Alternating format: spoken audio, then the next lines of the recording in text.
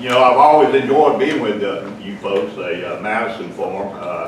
I am a member. As I was telling Paul, I haven't been able to make as many meetings as I've had in the past due to a little rollover in a vehicle. And so on Saturday mornings, I kind of lay in bed a little bit longer sometimes. But I do I always did enjoy being here and hearing the different events and topics that y'all discuss. You know, I consider many of you folks in here as personal friends, and many of you have worked on my campaign and been supported in my campaign. And I know majority of you, the ones I know personally, I know that you folks are supporters of law enforcement. And speaking of law enforcement, I'd like to take this time to introduce a couple of the staff that came with me today. I don't know if they came just to make sure I don't make any mistakes or make sure I don't, even my former chief deputy's here. She's usually here over in the past. Don't take that. So I think she even made it back from Colorado to make sure I don't don't get the media on me or whatever. But I am going. Y'all know Linda, my former chief deputy, and good to see you, Linda. Appreciate you being here. And I got back there, my chief deputy, Milton Beck. I think a lot of you know Milton. And then we got Robert Quigley, new director with the Cobb County Sheriff's Office. And then my good friend Lieutenant Darrell Wood. He's my expert, one of my expert firearms instructors for the Sheriff's Office. And so I've always said that I'm always blessed. Folks talk about us having a sheriff, man, you do a good job, sheriff. You guys do a good job. Hey, it's about folks like that. And all you folks know that run a business, successful business, is always about the folks that you hire, the folks that you have. And I appreciate getting credit for a lot of it, but all of it is them. You know, tomorrow is Veterans Day, and I would like to, it is tomorrow, isn't it? Wednesday, 12 o'clock, I lost today. I called my brother and wished him a birthday today, but it's going to be tomorrow, so I'll be But the military has done so outstanding and does so much. We wouldn't be here if it wasn't for our military. And I would just like to, any of you folks that have served in the military or serving in the military, I'd love for y'all to raise your hand. Great. Thank you, guys.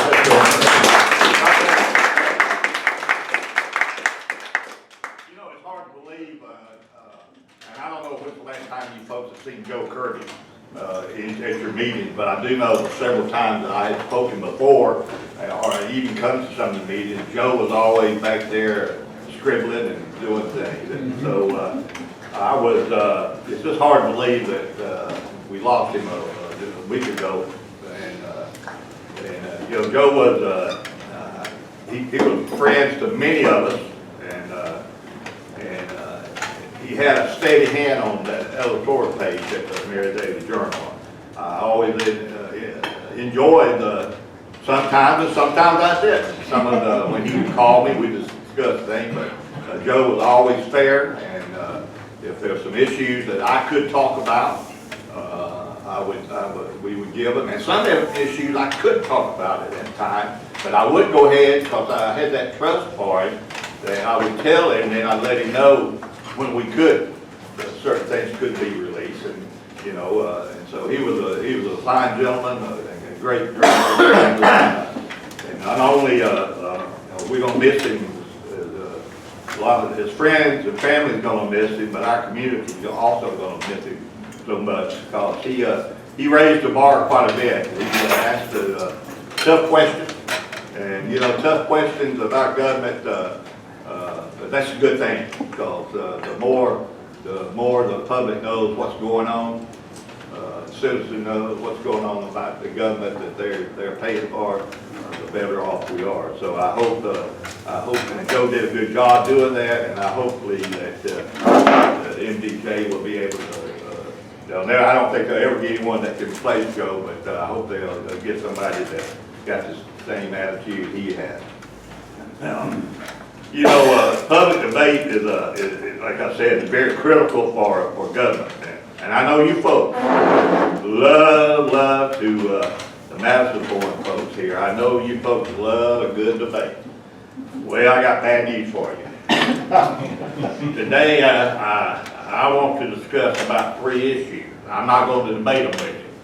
I'm not a very good debater. But I will talk about 3 issues and discuss them, and hopefully if you have any questions about them at the end, I'll be glad to try to answer it what I can. And those issues are going to be, I want to talk about my understanding of the understanding and support of the Second Amendment, and update you on the status of drug issues here in our community, and discuss law enforcement in general. So, and as I said earlier, I know that you folks love to debate, and that's good, but that's not why I'm here. But I'm here to discuss the 3 issues I just mentioned, and I'm going to try to answer any questions after my remarks. You know, before I can really talk about the Second Amendment, I need to go back, and I went back and looked at the First Amendment, and the way I understand the First Amendment, and I feel sure all you folks do as well, it tells the government, basically just tells the government to back off and leave people alone when it comes to our inherent right of free speech, freedom of the press, freedom of religion, and freedom to assemble, and even freedom to protest government. Now, that protesting government is getting a little out of hand now, because I think they've kind of stepped over from protesting government to doing too much damage and personal property of folks. And so when you start when you start damaging citizens' private property and business and things of that nature, you're going to step over bounds about your right to be protesting you know, the founders of, you know, when they followed up with the First Amendment, with the Second Amendment, which grants, as you know, grants the citizens the right to bear arms. My support for the Second Amendment to the U.S. Constitution begins well before my 40 years career began with the Cobb Sheriff's Office. I've been a strong supporter of the Second Amendment and your right to bear arms. The principles contained in the Second Amendment supports the other rights and liberties that guaranteed by the Constitution. There's a great, and you folks know this, y'all, but there's a great deal of confusion and misunderstanding about the purpose of the Second Amendment. I know you folks probably had, when supporting or talking about it, I know you've had all kinds of discussions and, why we shouldn't, blah, blah, blah. But as far as I'm concerned, it has nothing to do with hunting. It has nothing to do with target practice. And it definitely doesn't have anything to do with having the right to own a gun collection. I believe that the Second Amendment is a reflection of our founding fathers, where they had a very real understanding that no rights would be safe without the citizens having the means to be able to defend themselves and protect those rights. The founding fathers had just fought a war against a repressive government to achieve that freedom. They knew very well what was required to maintain that freedom. In the past, and I'm sure many of you have had many discussions with individuals about liberty, with some liberals and some not so liberal folks who were against the right to bear arms for a number of reasons. The argument most often repeated here in a lot of my discussions with folks is that they believe that to be against violence, you must be opposed to gun ownership, which I totally disagree. Guns are not the problem. We've said that for years. We know that. I know that. There are many problems facing our society, such as the erosion of the family and the moral structure that it in turn leads to increased criminal activity with or without guns. And then another issue we have is the issue of mental health. And that is something that seems like no one really wants to deal with that. But what they'd rather deal with law-abiding citizens who have not committed a felony, that's the ones they want to target to take their rights away from. And it's just not right. I'm very disappointed that many prominent leaders in our country has chosen to capitalize on the horrendous murders of the innocent men, children, and women, just to advance their agenda of infringing on the rights of law-abiding citizens to keep and bear arms.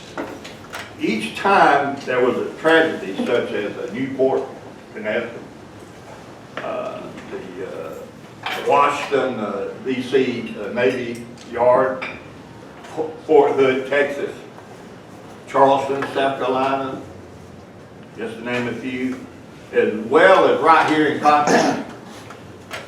We had an issue with the FedEx. And what I'm talking about, I mentioned that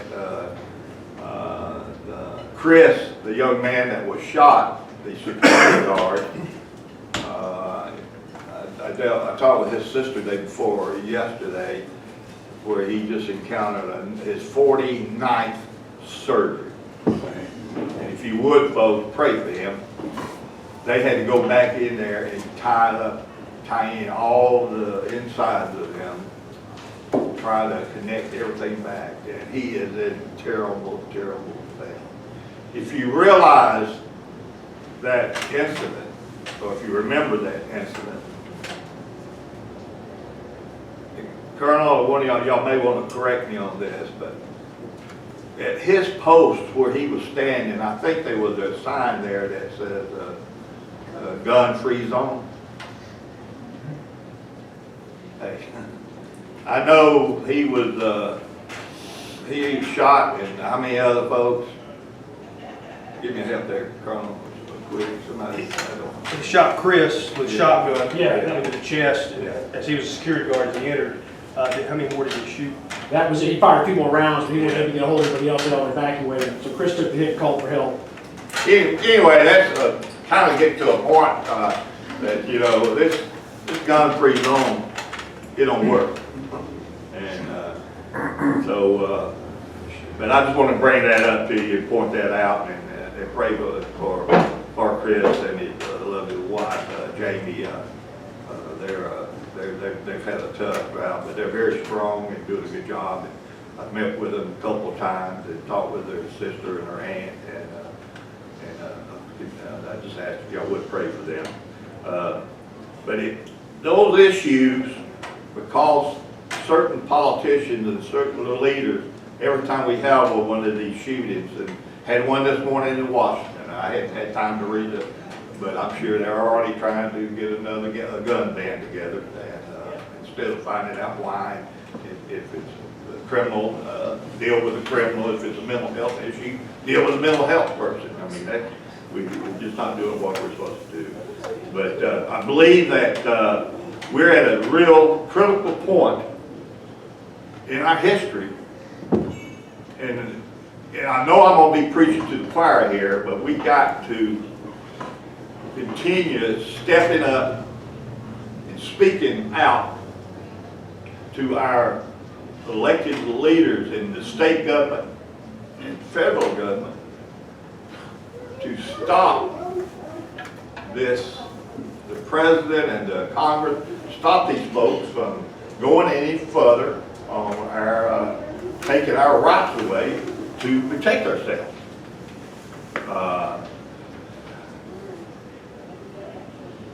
So again, I know I'm preaching to the choir there and to you folks, because most of you I know are pretty outgoing and have done a good job at doing that. And I will tell you, for my part,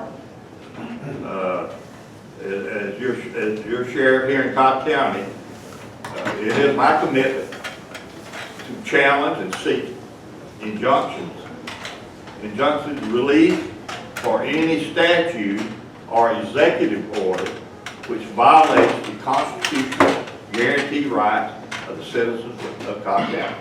Amen. I will continue to keep my promise and honor my oath to support and defend the U.S. and state constitution. I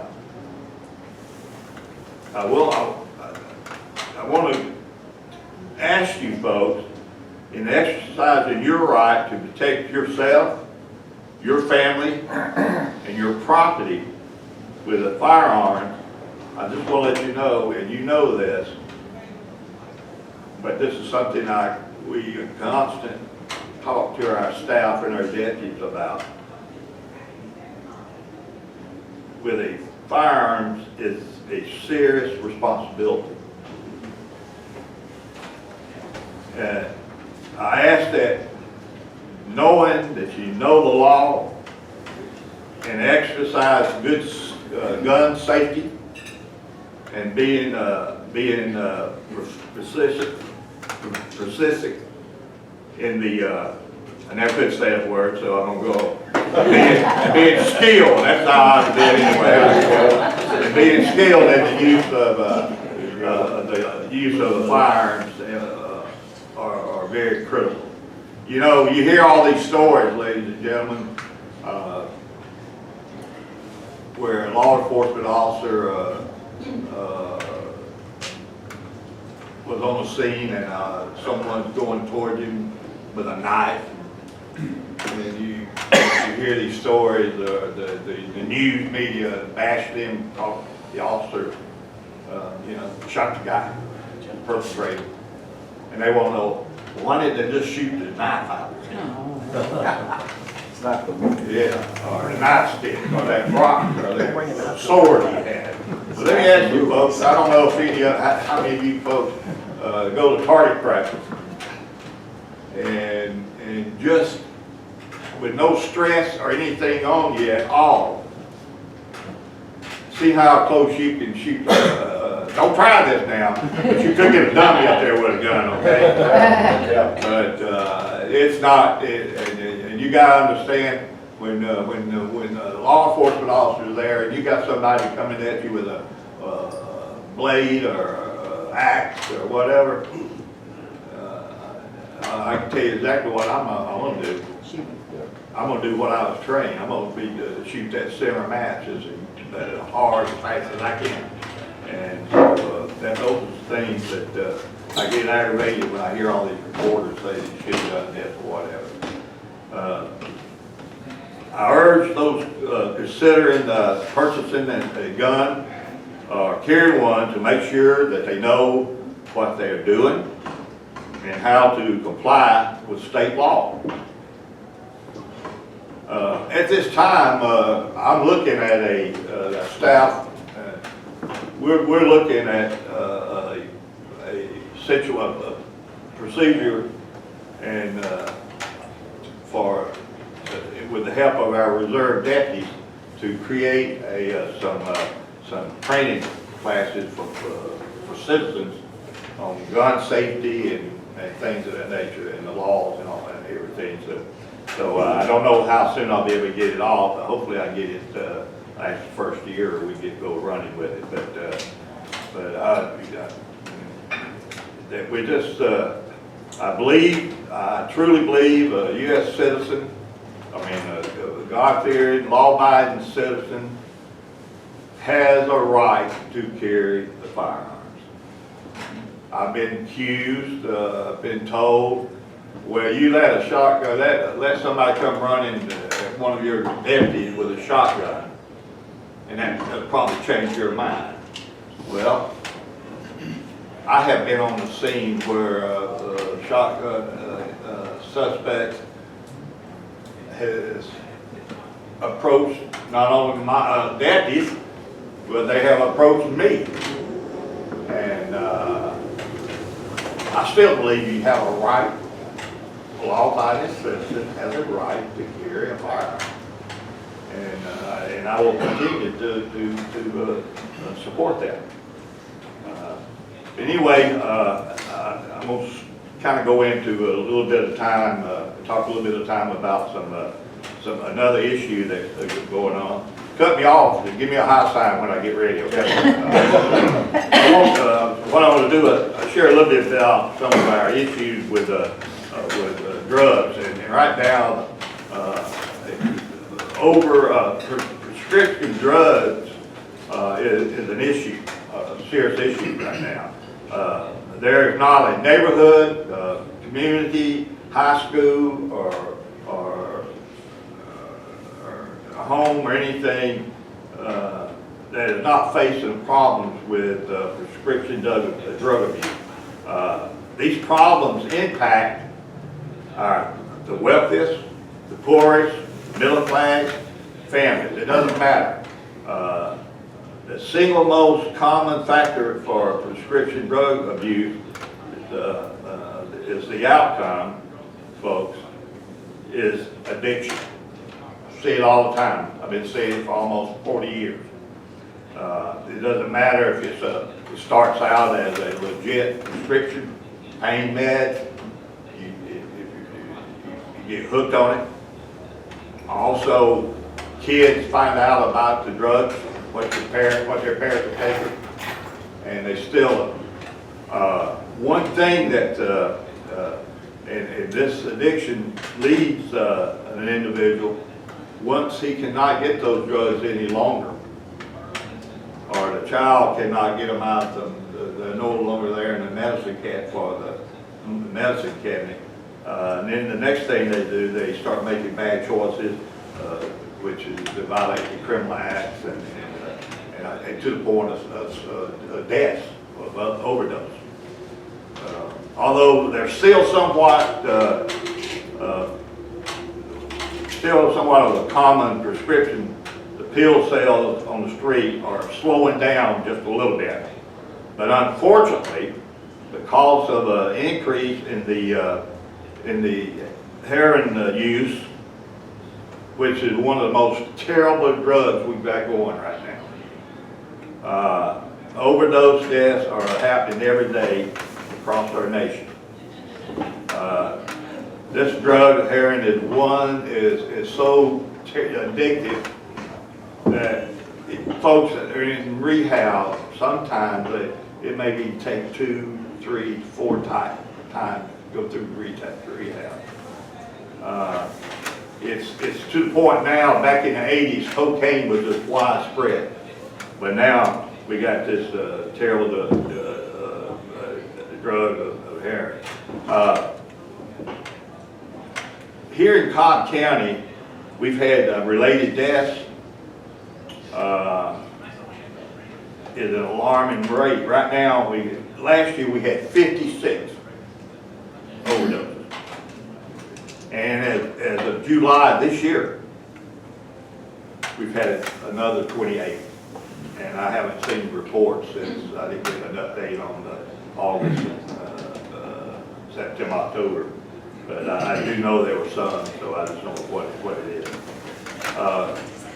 About a year and a half ago, we started, when I say we, the Cobb County Sheriff's Office started, and we formed a special unit to deal just with these overdoses. We don't want to go into a lot of details because it may stop us from getting some of our information, but anytime there's an overdose, we have partnership with the medical examiner's office, and we get to the scene there as soon as we can, so that we can work together with them, try to find out where that drug came from, so we can lock that person up that sold those drugs and that caused that person's life. I will tell you that our district attorney, Vic Reynolds, is doing an outstanding job working with us. He's been supportive from the get-go on dealing with our issue with drugs, and he's got a good team working with him. We have taken more drugs airing off the street this year more than we did in the last 10 years. So that tells you how bad this is. And I think it's just now, the battle is just beginning. As you already know, law enforcement is a dangerous business. The men and women in law enforcement, in uniform, out of uniform, whatever, they face a lot of danger. It's unimaginable what we saw in what has happened since 10 years ago. Today, we're facing more criminals. They're meaner. The criminals have no fear of consequences. It's almost, we've got a generation that places little value on human life. And of course now, with some bad publicity, bad things that officers have done, and I'm not going to deny that or defend them. There have been some issues where law enforcement officers have done things that they overreacted or should have done a better job. And but as I tell my folks, that's how we get negative, because the media are there, and the other side, the folks that want you to mess up, they're the ones that want you to, and so it's almost like we're set up, we get set up, we fall right in the trap. So we try to remember, we try to, our staff, we try to tell our staff to deal, do your job, be professional, but come home at night. And sometimes you have to use violence to deal with violence. That's just the way it is. Of course, the news media, they want to join the fray and is looking for every opportunity to drive up their ratings. You know that.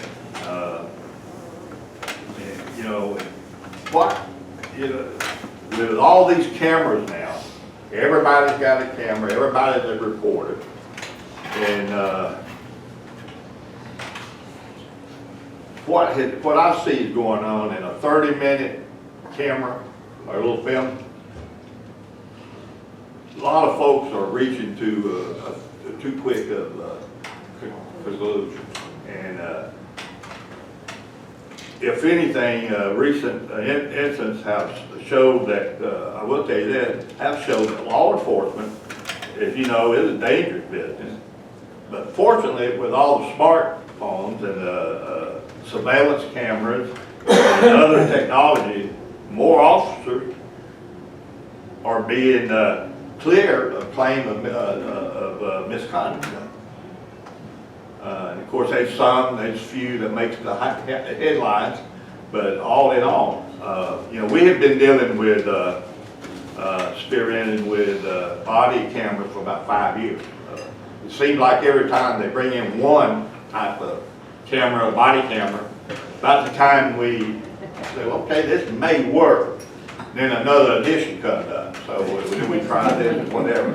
But we started using it over 5 years ago, and of course in the jail facility, in the R&I, in the jail, we have cameras. So we've been able to get a lot of clear, and I won't go into a lot of stories over here, but I got many stories of lawyers coming in wanting to file suit, and then I show them the camera, and then they don't even want to. They kind of leave pretty quick. But anyway, our uniformed deputies, our field operations deputies, they are out serving warrants, serving civil papers, dealing, picking up the mental unstable folks. Like I say, they've been wearing them now for about 2 years, and I think it's a good thing, you know. And so in closing, I urge each one of you to, I know y'all support law enforcement, a majority of you, I know you do. I just ask that you would understand what a law enforcement officer, what he has to do, and that when the deputies and officers know, they know their risk. I mean, it's not like they were drafted. They know the risk, and they accept that risk. But having the community supporting them means a lot to them. Matter of fact, last week, a gentleman, 2 or 3 people, I don't know them, but I met them through my another sheriff down in middle Georgia, asked if they could put a billboard up on here in Cobb County in support of law enforcement. And they asked me if I would let them use my badge, and I said sure. And so last week they put a billboard up on down 75. I haven't seen it. 75 somewhere down Right near North Marion Parkway. yeah. And it said, it's got a picture of a badge of the Cobb County Sheriff's Office in it, and it says Blue Lives Matter. I'll tell you a kind of little funny story. I've gotten a lot of calls and emails from folks telling me, hey, you know, great job, glad you did it. And I said, well, wait a minute, I didn't do that. Well, it's still good. And then I think Quigley got a call last Thursday, I think it was, Friday, from one of the folks that write articles for the MVJ, filed an open records on how much money I spent on that billboard and all that. And so I know he was probably real disappointed when he found out I didn't spend a dime on it. But I did agree with it. And I told him, it's not my billboard, but the message rings true to me and our team and here in Cobb County. And if it was me personally putting one up, I would put 2 statements up there. Blue Lives Matter, as well as all lives matter. And so, anyway, that's where we're at. I hope I've enjoyed being with you folks today, and I hope I gave you some enlighten you a little bit about what's going on and some of my positions and how I feel. Thanks, Sheriff. That's us. Thank you.